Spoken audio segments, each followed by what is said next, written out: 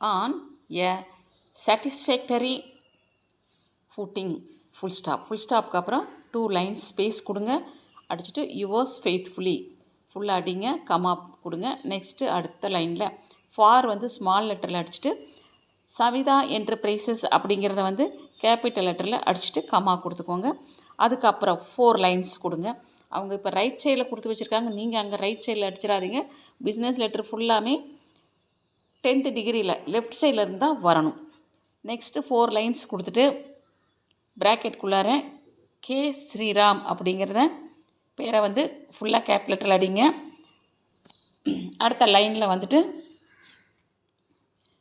Managing partner இந்த next 2 lines கொடுத்துட்டு என்கிள் dot colon கொடுத்துட்டு ஒரு ஸ்பேஸ் விட்டு ஆஸ் அபவ்னு போட்டுக்கோங்க. எல்லா பக்கம் அவங்க புள்ளி கொடுத்தாலும் கொடுக்காட்டி நம்ம வந்து கண்டிப்பாக ஃபுல் ஸ்டாப்